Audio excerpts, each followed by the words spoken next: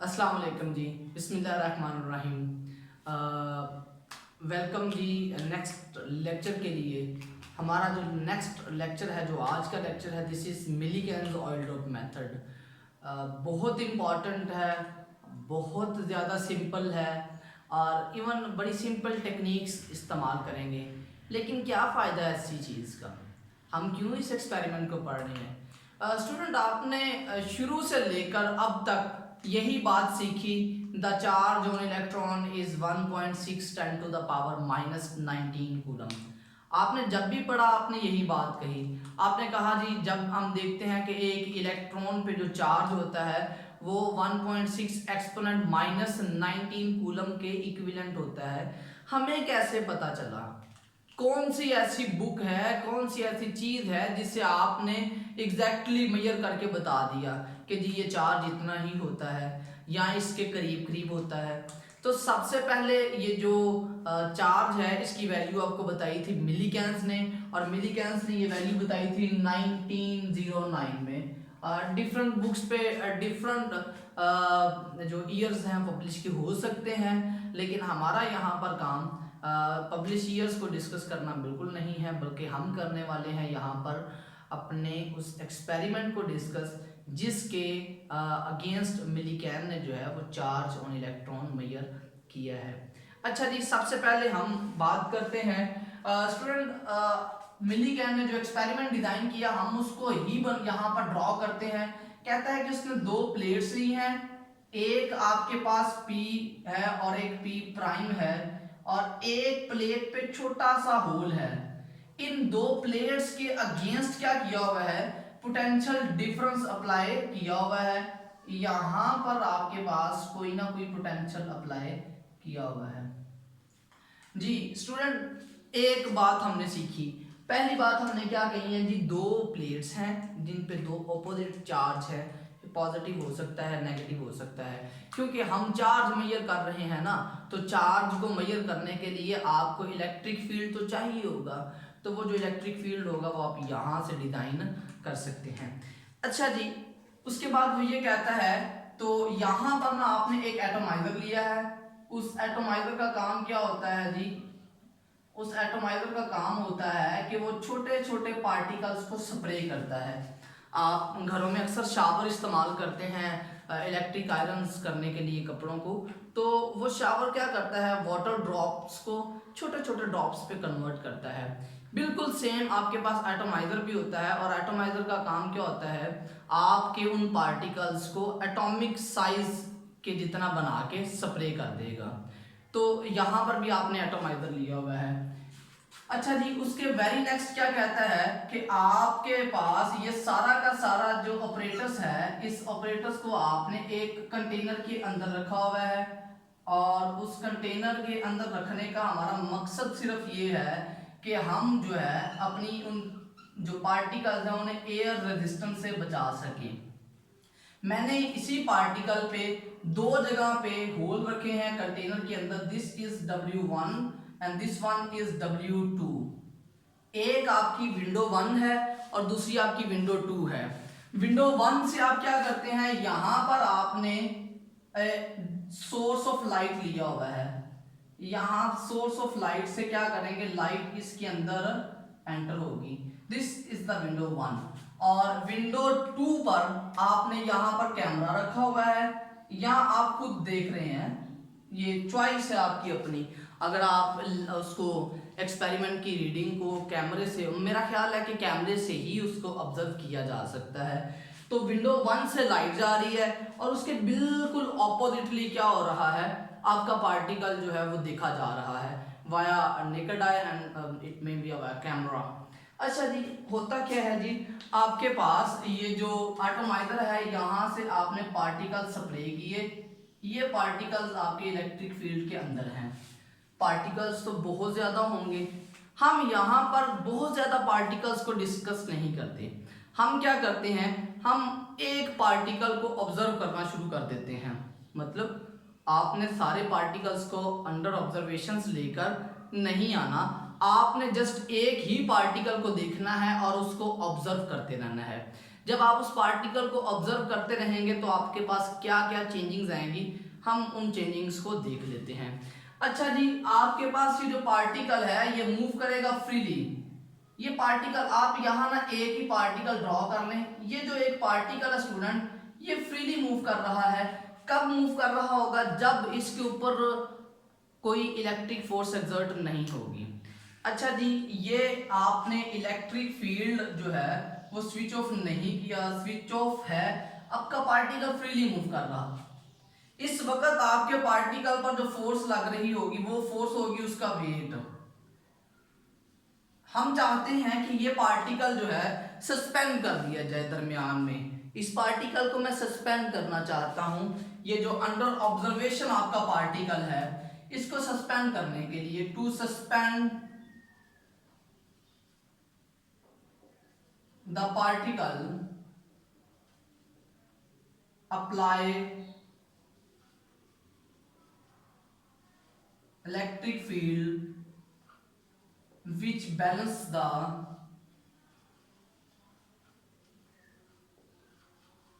weight।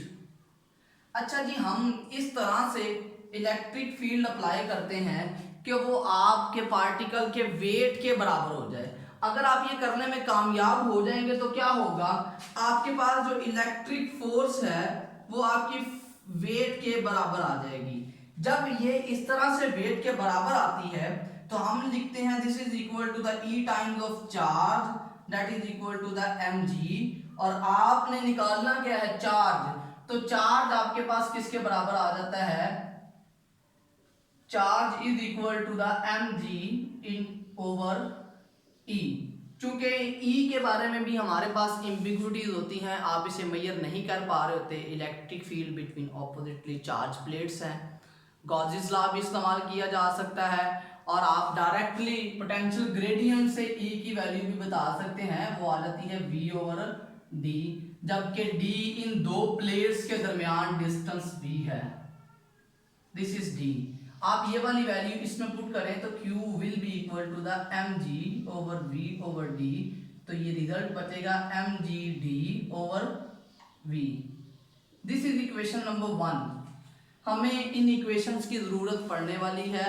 Equation number 1 से आप charge की वैल्यू मेजर कर सकते हैं।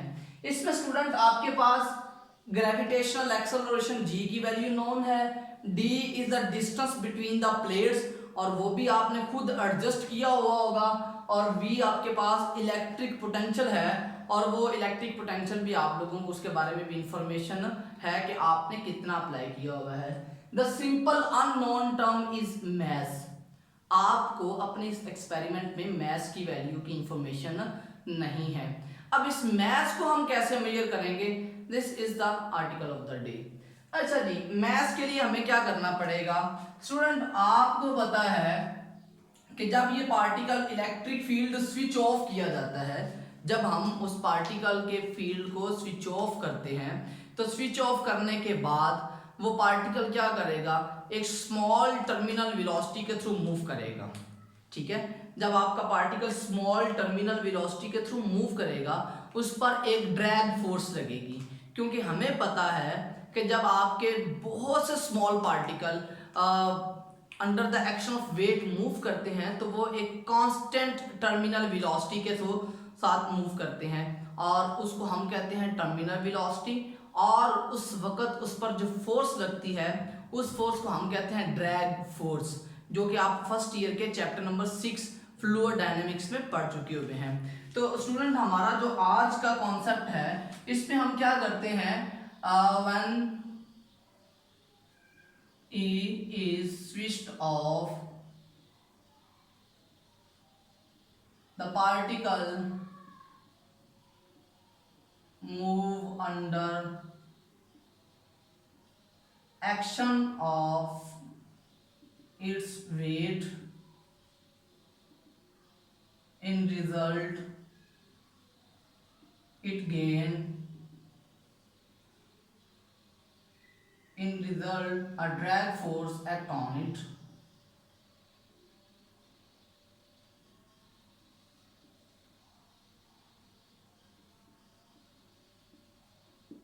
अच्छा जी, हमें पता है कि पार्टिकल उसके पर जो वेट होगा उस वक्त उसके ड्रैग फोर्स से बैलेंस आउट होगा। Weight is equal to the mg, that is equal to the 6 pi eta r v t. ये स्टूडेंट ड्रैग फोर्स का एक्सप्रेशन है, और इस एक्सप्रेशन में आपने पढ़ा हुआ है कि जो आपके पास 6 पाई है इज अ कांस्टेंट वैल्यू, ईटा आपके उस फ्लूइड की विस्कोसिटी होती है जिसके अंदर आपका पार्टिकल मूव कर रहा होता है। तो यहाँ पर एयर होगी at a very low atmospheric pressure, और r is the radius of the particle and vt is the terminal velocity. Student यहाँ से आपके पास जो अभी अननोन चीजें हैं, मैथ तो आप निकाल लेंगे। Math will be equal to the 6 pi eta r v t over g. यहाँ हम आपकी इक्वेशन नंबर 1 में जो अननोन क्वांटिटी थी वो अननोन क्वांटिटी थी मैथ्स, हमने मैथ्स निकाल लिया। अब उस मैथ्स को मेजर करने के लिए भी हमें दो मजीद अननोन क्वांटिटीज को सॉल्व करना पड़ेगा। Number 1 is the radius of particle and number 2 is the terminal velocity. Student, it's not a very difficult task. हमें क्या करना पड़ेगा, आप इस इक्वेशन को नाम दे देते हैं इक्वेशन नंबर 2 का। सबसे पहली बात जो हम इसमें सीखने वाले हैं, आपको डेफिनेशन पता होगी वेलोसिटी की, वो बराबर होती है डिस्प्लेसमेंट ओवर टाइम के। आपने चूंकि इस पार्टिकल को ऑब्जर्व कर रहे हैं, जब आप इस पार्टिकल को ऑब्जर्व कर रहे हैं, यहां से स्केलिंग के थ्रू उसका डिस्टेंस मेजर कर लें, वो कितना डिस्प्लेसमेंट या डिस्टेंस ट्रेवल करती है, उसके लिए आप टाइम नोट कर लें, तो आपको उस पार्टिकल की टर्मिनल वेलोसिटी मालूम हो जाएगी। एक बात, आपने वेलोसिटी मेजर कर ली है, आपको प्लेट्स के दरमियान का डिस्टेंस पता है, आपने टाइम नोट किया जी कितने टाइम में वो पार्टिकल दोनों प्लेट्स के दरमियान मूव करता है, या आप कोई और डिस्टेंस भी इसमें लेना चाहें तो आप उसमें बता सकते हैं। अच्छा जी, इसके बाद हमें पता है as density is equal to the mass per unit volume. जी स्टूडेंट, डेंसिटी की डेफिनेशन आप लोगों ने 9th क्लास में पढ़ी हुई है, 10th में भी पढ़ी है, and so on. This is a so basic one. आपको इन डेफिनेशन और इन फार्मूलाज के बारे में प्रॉपरली इंफॉर्मेशन हमेशा रहनी चाहिए। अच्छा जी, यहाँ से हम मैथ निकाल सकते हैं। Mass will be equal to the density into volume, just ये वॉल्यूम इधर जाके मल्टीप्लाई होगा। अच्छा जी, अब मैथ यहाँ से भी निकल आएगा। डेंसिटी तो हमें पता होगी कि हम किस पार्टिकल को मूव करवा रहे हैं, अगर आपका ऑयल है तो उस ऑयल की डेंसिटी भी मालूम होगी। अच्छा जी, अब बात करते हैं आपको वॉल्यूम के बारे में। क्या ख्याल है आपका, जब एटोमाइजर से पार्टिकल निकलता है तो उस पार्टिकल का जो है वो क्या साइज होगा, किस तरह का होगा? क्यूब होगा, स्क्वायर होगा, कोई ट्राइगोनल पार्टिकल होगा, किस तरह का इमेजिन करते हैं? इसको सोचने के लिए ना आप अपने जहन में लेके आए, आप जब वो पानी का नल बंद करते हैं ना तो उसके ड्रॉप्स गिर रहे होते हैं, 1 2 3 टिम टिम करते हुए। किस तरह के ड्रॉप्स होते हैं वो, कभी ऑब्जर्व किए हों? स्टूडेंट, वो ड्रॉप्स होते हैं स्फेरिकल नेचर के। इसका मतलब एटोमाइजर से जब भी पार्टिकल निकलेगा वो पार्टिकल हमेशा स्फेरिकल शेप में निकलेगा। वो जो पार्टिकल स्फेरिकल शेप में निकल रहा है उस पार्टिकल का जो वॉल्यूम होगा वो आपके पास कैसे निकलेगा जी? 4/3 पाई आर क्यूब। ये वॉल्यूम होता है स्फेरिकल ऑब्जेक्ट्स का। इस इक्वेशन को नाम दे दें आप इक्वेशन नंबर 3 का। आप कंपेयर करते हैं इक्वेशन नंबर 3 और 2 को, कंपेयरिंग 2 एंड 3, आपके पास क्या बचेगा? 6 pi eta r v t over g, that is equal to the rho pi 4 rho pi r cube by 3। ये जो 3 है डिनोमिनेटर में हम लेके आ चुके हुए हैं। स्टूडेंट, यहां से अगर देखा जाए तो r का एक फैक्टर कैंसिल आउट होके r स्क्वायर बचेगा, आपके पास क्या बचेगा, ये 2 कैंसिल आउट हो गए 3, और यहां से इसको सिंप्लीफाई करते हैं, पाई की भी एक पावर, पाई भी कैंसिल आउट हो गया। अब आपने आर स्क्वायर सेपरेट करना है, आर स्क्वायर इस साइड पे पड़ा हुआ है, 3 इधर मल्टीप्लाई हो गया, 9 ईटा वी टी, और इधर बेटा आपके पास बचेगा जी, ये 2 डिनोमिनेटर में आ जाएगा, जी है और रो है। This is the value of r square. आप यहां से आर की वैल्यू निकालेंगे तो वो आ जाएगा 9 eta v t over 2g rho and square root. इसको नाम दे देते हैं इक्वेशन नंबर 4 का। अब आप यहां पर स्टेप्स मेजर करते हैं जी। स्टेप नंबर 1 क्या कहता है, कैलकुलेशंस परफॉर्म करते हुए स्टेप नंबर 1 के मुताबिक देखते हैं। 9 is a constant, eta constant, terminal velocity यहां पर मेजर की जा चुकी हुई है, 2 कांस्टेंट, जी कांस्टेंट, और आपके पास जो डेंसिटी ऑफ द मटेरियल है वो भी कांस्टेंट। आपने सबसे पहले using equation number 4 measure radius of particle, आपने सबसे पहले क्या किया है, उस पार्टिकल का रेडियस मेजर किया है। हम कोई कॉम्प्लेक्स फार्मूला डिजाइन नहीं कर रहे, हम अपनी कैलकुलेशन को यहीं तक डिफाइन कर रहे हैं। अच्छा जी, आपने स्टेप नंबर 1 में इक्वेशन नंबर 4 को यूज किया है, और उस इक्वेशन 4 को यूज करते हुए आपने क्या बता दिया, आपने बता दिया जी पार्टिकल का रेडियस ये होगा। स्टेप नंबर 2 में चले जाते हैं, और वहां पर हमें क्या चाहिए, मैथ। लो जी, स्टेप नंबर 2 है, स्टेप नंबर 2 हमें क्या बताता है, वो कहता है कि यूजिंग इक्वेशन नंबर 2 आप क्या कर सकते हैं, measure mass of the particle. चलें जी, अब इक्वेशन नंबर 2 में आ जाते हैं। इक्वेशन नंबर 2 में आप आए 6 पाई ईटा, आर की वैल्यू अननोन थी, वो आप इक्वेशन नंबर 4 से मेजर कर चुके हुए हैं।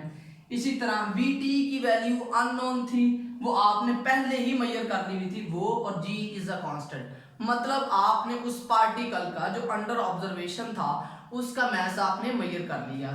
उसके बाद क्या करना है जी, step number 3 using equation number 2 measure charge of the particle. आपने स्टूडेंट, सॉरी, इक्वेशन नंबर 1, आपने इक्वेशन नंबर 1 को यूज किया, यहां पर मैस अननोन था, आपने मैस की वैल्यू पुट की जो कि इक्वेशन नंबर 2 से आपने कैलकुलेट की थी, और आपने वो वाली वैल्यू यहां पर पुट की तो आपके पास चार्ज आ गया। ये स्टेप्स 3 है, और एक स्टेप है जी स्टेप नंबर 4 रिपीट एक्सपेरिमेंट।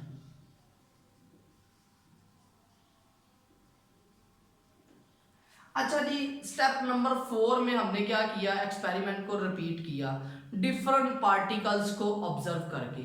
जब हम उन डिफरेंट पार्टिकल्स को ऑब्जर्व करते रहे तो हमारे पास डिफरेंट वैल्यूज आई। अब वो जो वैल्यूज आ रही थी स्टूडेंट, वो वैल्यूज किस तरह से आ रही थी, these values were 1.6 10 to the power -19 times 2, 5 times of 1.6 10 to the power -19, 30 times of this much, 45 times of this much. मतलब क्या है, मतलब ये है कि डिफरेंट मैसेज के लिए डिफरेंट चार्ज आ रहा था। डिफरेंट चार्ज से क्या मुराद है, वो कहता यह है कि जितने भी एक्सपेरिमेंट परफॉर्म किए गए उन तमाम एक्सपेरिमेंट में हमारे पास जो वैल्यू थी वो वैल्यू इस 1.6 एक्सपोनेंट -19 का इंटेग्रल मल्टीपल थी। ये बहुत हैरानकुन बात है कि आपके पास जितनी भी वैल्यूज आई वो तमाम की तमाम वैल्यूज इन वैल्यूज का इंटेग्रल मल्टीपल रही। तो साइंटिस्ट ने, बल्कि मिलीकेन ने ये कंक्लूड किया कि सबसे बेसिक जो पार्टिकल होगा उस पे चार्ज होगा इतना, कितना चार्ज है 1.6 एक्सपोनेंट -19।